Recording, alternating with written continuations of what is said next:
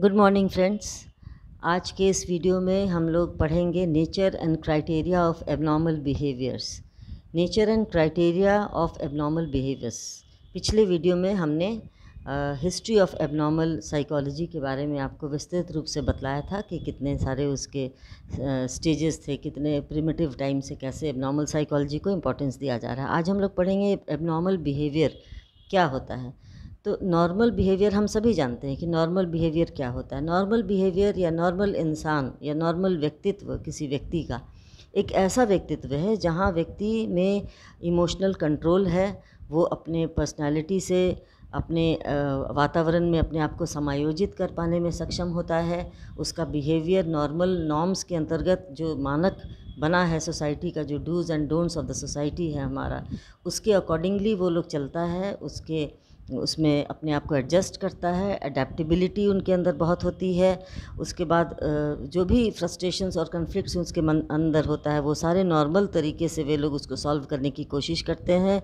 और उनका इंटेलिजेंस, उनका पर्सनालिटी स्टेबिलिटी, सोशल एडजस्टिबिलिटी बहुत ही अच्छा होता है। कंसिडर किया जाता है कि वो नॉर्मल है।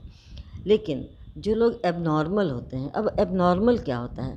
पहले के मनोवैज्ञानिकों ने कहा है कि abnormal means something which is away from normal, यानी कि जो नॉर्मल नहीं है, जो नॉर्मल से दूर है।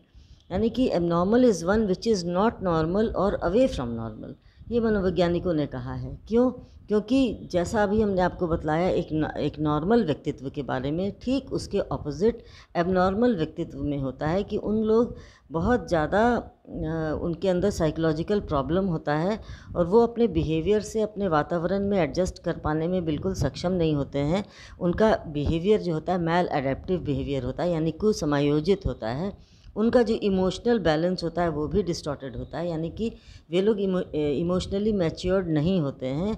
और उन लोग अपने इमोशंस को कैसे एग्जिबिट करें, कैसे उसको हम शो करें, ये भी उनके अंदर ये कैपेसिटी नहीं होती है। तो ऐसे लोग समाज में अलग समझे जाते हैं क्योंकि उन लोगों का समाज के साथ एडजस्टमेंट सही नहीं होता है। वो अपने घर, परिवार, समाज, संस्थाओं के साथ कहीं भी वे लोग अपने आप को एडजस्ट नहीं कर सकते हैं। ये उनके साथ बहुत बड़ी प्रॉब्लम होती है। तो आइए आज हम लोग पढ़ें कि आखिर ये एबनॉर्मल बिहेवियर क्या होता है। Meaning of abnormal behaviour.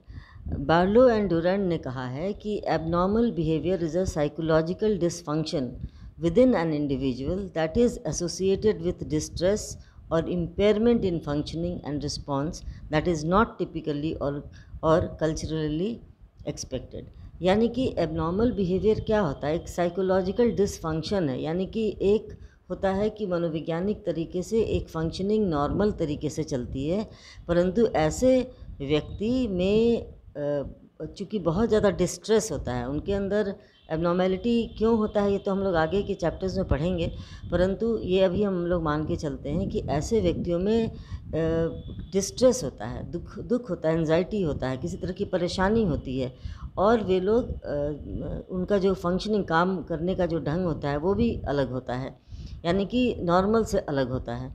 और इसलिए वे लोग ना अपने कल्चर को फॉलो कर पाते हैं और ना ही अपने बिहेवियर को सही प्रकार से कार्य सही ढंग से कर सकते हैं। तो ये मेंटल जो प्रोफेशनल्स हैं, जितने भी मनोवैज्ञानिक लोग हैं जिन्होंने असामान्य मनोविज्ञान के बारे में बहुत अच्छी तरह से विस्तृत रूप से पढ़ाई की है, उन्होंने समझाया है, रिसर्च किया है, उन्होंने कुछ ऐसे कसौटियाँ बतलाई हैं, ऐसे क्राइटेरियाज बतलाए हैं जिनके द्वारा हम ये बता सकते हैं कि अबनॉर्मल बिहेवियर के कौन कौन से क्राइटेरियाज होते हैं।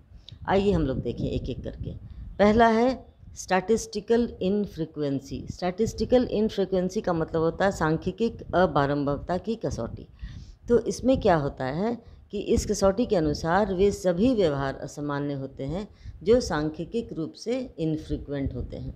यानी कि अगर हम लोग ऐसे भी कह सकते हैं कि इन कसौटी के अनुसार सभी व्यवहार असामान्य होते हैं जो स्टैटिस्टिकल एवरेज में विचलित होते हैं। जैसे कि जो भी हम लोग स्टैटिस्टिकली क्या कहते हैं कि IQ लेवल 90 से लेके 110 के बीच में जिसका फॉल करेगा वो व्यक्ति नॉर्मल है, और 80 से कम जैसे जैसे नीचे कम होता चला जाएगा वैसे वैसे मेंटली रिटार्डेड कैटेगरी में उन लोग आएंगे। तो जो लोग 90 के आसपास रहेंगे, 80 to 90 उनको बॉर्डर लाइन कहते हैं, 80 to 70 जो आएगा उसको हम लोग हल्का मेंटल रिटार्डेड कहेंगे। उसी तरह से जैसे जैसे बुद्धि लब्धि कम होती जाती है तो स्टैटिस्टिकली हम कहते हैं कि ये मानसिक रूप से कमज़ोर हैं। उसी प्रकार जैसे 110 के ऊपर IQ जाता है तो हम कहते हैं कि उनका मानसिक लेवल जो होता है वो ज़्यादा होता है। तो ये एक कसौटी है स्टैटिस्टिकल इनफ्रीक्वेंसी जो इन लोगों में होता है, एबनॉर्मल लोगों में इस तरह का होता है। और ये भी चीज़ हम बतला दें आपको कि इसमें जो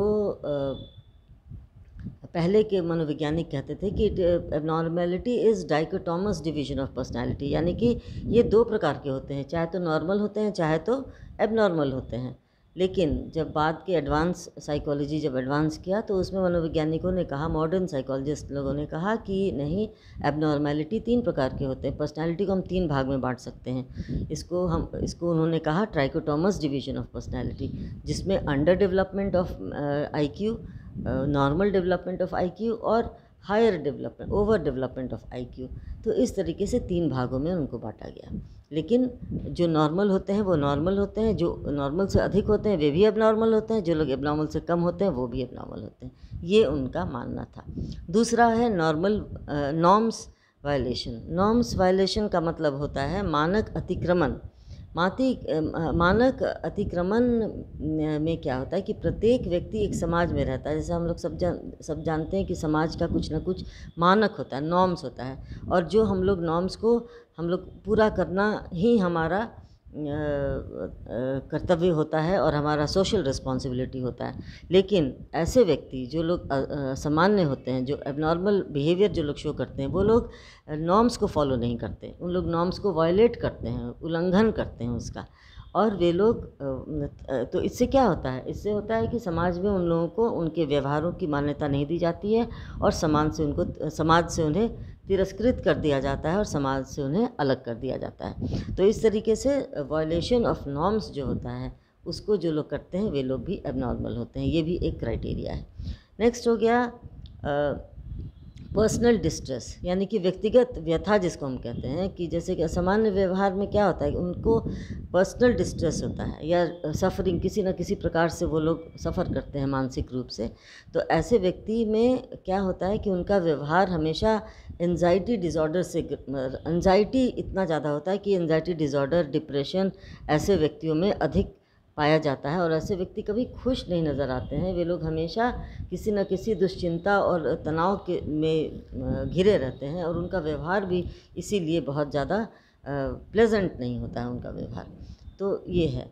उसके बाद नेक्स्ट है क्राइटेरिया ऑफ डिसेबिलिटी और डिसफंक्शन, यानी कि उनके अंदर बहुत सारे काम करने की अयोग्यता होती है या दुष्क्रिया होती है। तो हम लोग ये कह सकते हैं अयोग्यता या दुष्क्रिया की कसौटी। इसको हम लोग ऐसे कह सकते हैं कि जो व्यक्ति जो होते हैं उन लोगों में बहुत सारी एबिलिटीज़ नहीं होती है जो एक नॉर्मल व्यक्ति में होता है। वो लोग बहुत ऐसे काम करने से डरते हैं और झिझक होती है, हेजिटेशन होता है उन लोगों को, लेकिन नॉर्मल व्यक्ति में ऐसा नहीं होता है। तो एक वेकफील्ड नामक एक मनोवैज्ञानिक हैं जिन्होंने इस क्षेत्र में शोध किया था और विश्लेषण करने के बाद उन्होंने ये बतलाया कि असामान्य व्यवहार का एक महत्वपूर्ण तत्व जो होता है वो डिसफंक्शन है, यानी कि उसके अंदर जो मैकेनिज़्म जो होता है वो मैकेनिज़्म ही गलत होता है और वो लोग किसी भी कार्य को करने में असफल महसूस करते हैं और उनका बिहेवियर जो होता है वो डिसफंक्शनल बिहेवियर के रूप में कहा जाता है। नेक्स्ट है क्राइटेरिया ऑफ अनएक्सपेक्टेडनेस, यानी कि इसमें क्या होता है कि अप्रत्याशा की कसौटी जिसको हम लोग कह सकते हैं। तो इसमें मनोवैज्ञानिकों ने ये बतलाया है कि असामान्य व्यवहार का एक तत्व मानना इसको आवश्यक इसलिए भी माना गया है क्योंकि ये लोग किसी भी तरह का जो एंजाइटी डिज़ॉर्डर इनके अंदर होता है तो वे लोग उसको देखकर इस तरह का व्यवहार करते हैं कि वो अपने आप को उसमें एडजस्ट ही नहीं कर पाते हैं। यानी कि उनका जो असामान्य व्यवहार जो होता है, जो बहुत सारे प्रयास किए गए हैं कि इसमें कोई भी व्यक्ति जो है वो संतोषजनक प्रतिक्रिया शो नहीं कर पाता है। उनके अंदर इतना ज़्यादा डेवियंस और डिस्ट्रेस होता है कि वे लोग इस तरह के पर्सनालिटी से विचलित हो जाते हैं, यानी नॉर्मल पर्सनालिटी से विचलित हो जाते हैं, और इनको कभी भी कोई अनएक्सपेक्टेड चीज़ उनके सामने आता है तो वो सही प्रकार से वे लोग उसके साथ एडजस्ट कर पाने में असक्षम होते हैं। अब हम आते हैं characteristics of abnormal behaviour. Characteristics of abnormal behaviour यानी कि उनके कौन कौन से ऐसे विशेषताएं होती हैं नॉर्मल किसी भी एबनॉर्मल बिहेवियर में। तो हम लोग एक एक करके इसको पढ़ते हैं। Anti social behaviour. Anti social behaviour हमने पहले भी बताया कि जो हमारे सोशल नॉर्म्स और वैल्यूज़ हैं, जो हमारे सामाजिक मानक और मूल्य हैं, उनसे अगर हम अलग कोई काम करता है, जैसे चोरी करना, डाका डालना, बलात्कार करना, हत्या करना, ये सब सोशली इसको वैल्यू नहीं दिया जाता है, इसको सोशल नॉर्म्स के अगेंस्ट है। तो यदि कोई व्यक्ति इस तरह का एंटी सोशल बिहेवियर करता है, समाज विरोधी व्यवहार जिसको हम कहेंगे, तो वैसा व्यक्ति एबनॉर्मल होता है। दूसरा है मेंटल इम्बैलेंस, यानी कि इनका मानसिक असंतुलन इनमें रहता है। इन लोगों का काम करने का ढंग, सोचने का ढंग या इमोशनली अपने आप को एक्सप्रेस करने का ढंग, ये सब सभी असंतुलित होता है। उनके व्यवहार में काफ़ी इनकन्सिस्टेंसी पाई जाती है और इसमें सामान्य व्यक्ति के व्यवहारों से बिल्कुल ये लोग भिन्न होते हैं। नेक्स्ट है पुअर एडजस्टमेंट। नेचुरली जैसे कि यहाँ भी हमने बतलाया था पहले ही कि इन लोगों में एडजस्टमेंट प्रॉब्लम होता है, क्योंकि वे लोग अपने समाज के साथ सही रूप से एडजस्टमेंट स्थापित कर पाने में असमर्थ होते हैं, इसलिए इन लोगों में ये प्रॉब्लम भी होता है। नेक्स्ट है लैक ऑफ इंसाइटफुल बिहेवियर, यानी कि जो व्यक्ति, ऐसा नहीं है कि इनके अंदर बुद्धि, हर एबनॉर्मल व्यक्ति में बुद्धि की कमी होती है, ऐसी बात नहीं है। किसी किसी में बुद्धि बिल्कुल नॉर्मल या नॉर्मल से अधिक भी पाया जाता है, परंतु फिर भी ये लोग के अंदर ये इंसाइट बिहेवियर की कमी पाई जाती है। वे लोग कभी भी कोई गलत काम करने में ज़रा सा भी हिचकिचाते नहीं हैं। जैसे कोई भी अनैतिक काम हो, क्या नैतिक है, क्या अनैतिक है, क्या अच्छा है, क्या बुरा है, इसका ज्ञान भी इनको सही तरीके से नहीं हो पाता है, और ये लोग वही काम करते हैं जिससे उन लोगों को प्लेजर मिले, जिससे उन लोगों को सुख मिले। नेक्स्ट है डिसऑर्गेनाइज्ड पर्सनैलिटी। डिसऑर्गेनाइज्ड पर्सनैलिटी यानी कि इनका जो व्यक्तित्व होता है वो बुरी तरह से विक्षिप्त होता है। बहुत सारे ऐसे मानसिक रोग हैं जिसमें हम लोग ये पाएंगे कि इनका व्यक्तित्व हमेशा कभी भी संतुलित या ऑर्गेनाइज्ड नहीं होता है। ये बिल्कुल विघटित व्यक्तित्व के लोग होते हैं, जिसमें अनबैलेंस, इरैशनल बिहेवियर होता है, इनमें कंसिस्टेंसी की कमी होती है, इसमें संज्ञानात्मकता की कमी होती है, कॉग्निटिव इंटेलिजेंस की कमी होती है। ये सारे चीज़ इनमें पाया जाता है। नेक्स्ट है lack of self knowledge and self esteem. इन लोगों में इतनी भी अक्ल नहीं होती है, इतनी भी इन लोग समझ नहीं होती है कि ये लोग अपना आत्मसम्मान को समझ सके और आत्मज्ञान को प्राप्त कर सकें। इसकी कमी, आत्मसम्मान की भी कमी इनमें होती है और आत्मज्ञान की भी कमी होती है। इसमें क्या होता है कि उसमें व्यक्ति यह नहीं समझते हैं कि वह क्यों किसी खास व्यवहार को कर रहे हैं और दूसरों के प्रति क्यों एक विशेष तरह का भाव उत्पन्न कर पा रहे हैं, क्योंकि उनको ये समझ ही नहीं आता है कि आखिर ये सोशल लायबिलिटी या क्या है और कैसे वो अपने आत्मसम्मान की रक्षा कर सकते हैं, कैसे वो दूसरे का अनादर नहीं करना चाहिए, कैसे अडेप्टिव बिहेवियर रखें। ये सारी बातों से वे लोग बिल्कुल ही अनभिज्ञ होते हैं। नेक्स्ट है feeling of insecurity. Feeling of insecurity यानी इनके अंदर हमेशा एक डर का भावना और असुरक्षा की भावना बहुत तीव्र होती है, और ऐसा देखा गया है कि ऐसे व्यक्ति अपने आप को समाज में एक एक्सेप्टेड पार्ट भी नहीं समझते। वो उनको हमेशा लगता है कि लोग हमें अपने से अलग कर रहे हैं, अपने से दूर कर रहे हैं, हमें शक की नज़र से देख रहे हैं। कभी वो खुल कर किसी बात को वो एक्सप्रेस भी नहीं कर पाते हैं, इसलिए वो हमेशा एक तरह का इनसिक्योरिटी का फीलिंग उनके अंदर होता है। नेक्स्ट है इमोशनल इमैच्योरिटी। जैसा कि हमने पहले भी बतलाया कि उन लोग का इमोशनल डेवलपमेंट जो होता है, इमोशनल कंट्रोल उनका जो होता है वो बिल्कुल गलत होता है, नहीं हो पाता है। तो वो अपने इमोशंस को भी सही तरीके से एक्सप्रेस नहीं कर पाते हैं, और कहाँ पर किस तरह का व्यवहार होना चाहिए ये परिपक्वता उनके अंदर नहीं होती, ये मैच्योरिटी उनके अंदर नहीं होती है। इसलिए इन लोगों में ये एक नॉर्मल और एक अबनॉर्मल व्यक्ति में इस तरह का भेद देखा जाता है कि इनका इमोशनल मैच्योरिटी इनमें होती है, क्योंकि वे लोग अपने आप को इमोशनली मिसफिट समझते हैं और इमोशनली मैल एडजस्टेड महसूस करते हैं या होते हैं इन लोग। नेक्स्ट है लैक ऑफ सोशल अडेप्टेबिलिटी। जैसा कि हमने पहले भी बताया था कि सोसाइटी में ये लोग अपने आप को एडजस्ट नहीं कर पाते हैं, क्योंकि ये लोग में सोशली एंटी सोशल बिहेवियर ज़्यादा होता है और वे लोग समाज के नियम कानून का उल्लंघन करते हैं, क्योंकि वो लोग मानना ही नहीं चाहते हैं कि समाज का कोई नियम और कानून है, और इसको उतने सीरियसली वे लोग लेते भी नहीं हैं, और ये क्षमता भी उनके अंदर नहीं होती है कि वो सोशली अपने आप को एडजस्ट कर सकें। नेक्स्ट है टेंशन एंड हाइपर सेंसिटिविटी। इसमें क्या होता है कि ऐसे व्यक्ति प्रायः तनावपूर्ण और संवेदनशील होते हैं। मतलब बहुत ज़्यादा संवेग तो इनके अंदर भी काफ़ी अधिक होता है, परंतु सबसे बड़ी बात है कि संवेग का होना और उसको नियंत्रण में रखना, दोनों दो बातें होती हैं। तो अपनी मानसिक तनाव की स्थिति ऐसी बनी रहती है उनकी कि कोई भी कार्य या घटना पर उन लोग ध्यान केंद्रित कर ही नहीं पाते हैं, और कोई भी काम करने में डिस्ट्रैक्शन होता है, यानी कि अनमने ढंग से ये लोग कोई भी काम करते हैं। तो ये देखने को मिलता है कि ऐसे लोग में ये कोई भी काम में, जैसे या व्यवहार में रेगुलरिटी हो या रेलेवेंसी हो, ये नहीं देखा जाता है इनके अंदर।